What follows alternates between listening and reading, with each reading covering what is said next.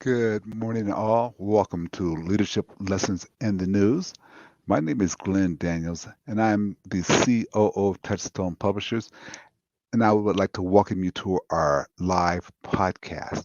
Starting next week, we come out of our rehearsal phase and start doing this live on Facebook groups, YouTube groups, and then we're going to record this to put on our blog on LinkedIn. So starting next week, that's what we're going to do. But as is going to be our tradition, every day we're going to have a question of the day.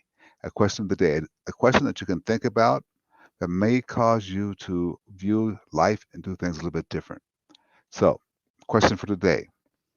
What is your most important task today? What's the most important thing you have to focus on to get accomplished today? And that leads on to the next follow up part of that question. Whatever that most important task is, can you take 90 minutes out of the top of your day, 90 minutes this morning, and focus on that top most important task? Just 90 minutes. Can you find a way to do that? If you can't find a way to do that today, then do it tomorrow or next week. But get in the habit of getting after that most important task and making it happen in the first 90 minutes of your day. Now, we want to talk about communication, the leadership skills and the communication a little bit. And I would like to share with you something that I found powerful and useful. See, when we're talking about communication, one of the things you have to be is flexible. If you have a great attitude, you have a flexible attitude. In order to be a great communicator, you must be flexible. You must be able to talk to each different person in the language they need to hear.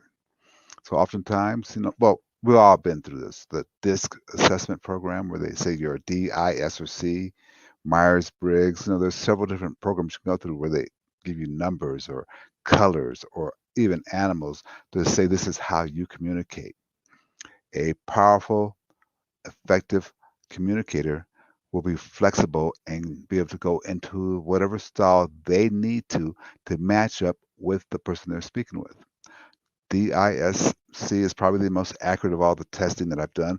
All of them are good though, so I'm not saying do one or the other. All of them are good.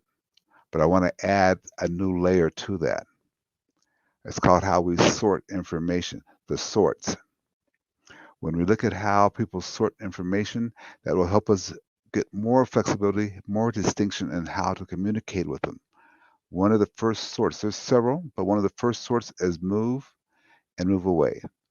Some people tend to move toward pleasure, and those are the type of people that, they look for the prize at the end of the rainbow. They're moving toward the pleasure. That's what gets their movement toward it.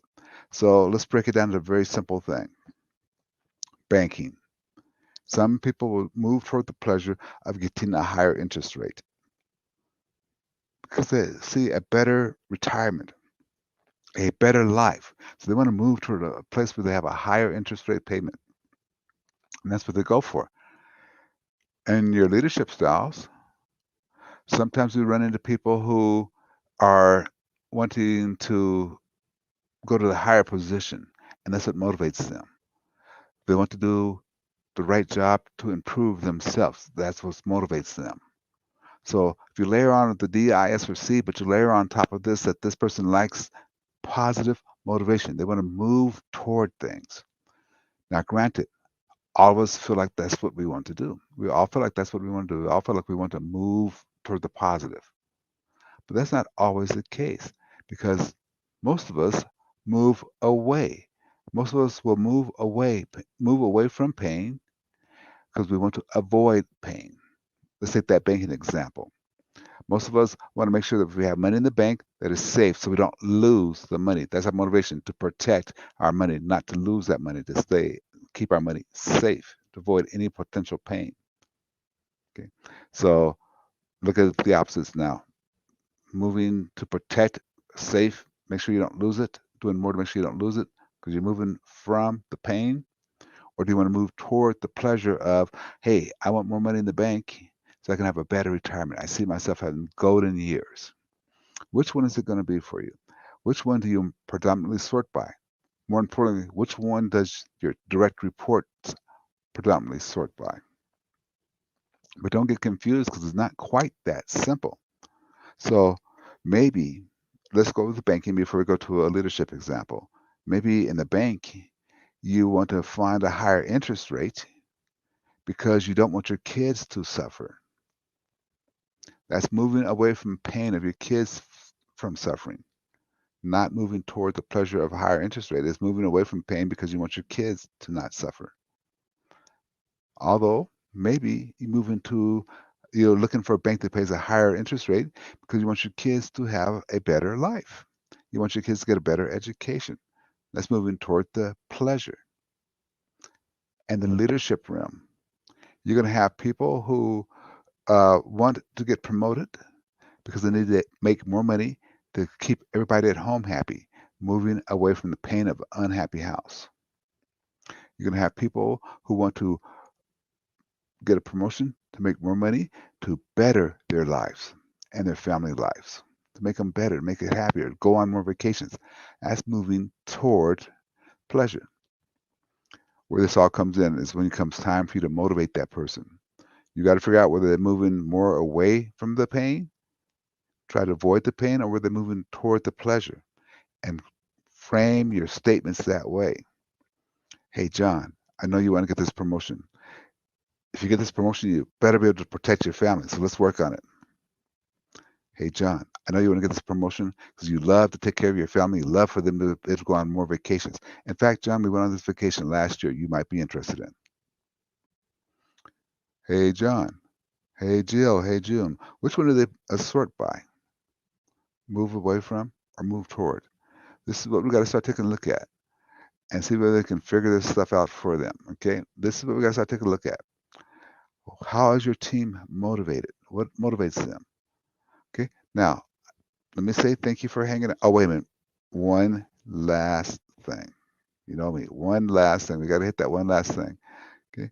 And that is that I want you to understand it's not just this one. There are several of them on here that we're going to layer on over time. Matching, mismatching. Now, we have people who match all the time. We have people who mismatch all the time. We have people who are the big picture and the detailed picture. How do you want to explain things? You as a effective communicator, you as a leader with your effective communication style, you're going to be flexible. Don't forget, the person of high attitude, powerful attitude, person gets a lot of things successful. There's 6 different steps, but one of them is to be flexible. That's one of them. So again, thank you very much for hanging out.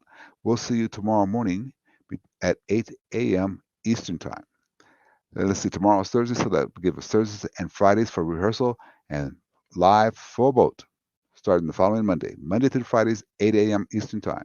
Okay, folks, thank you very much. And I want you to have a fantastic day and keep it going.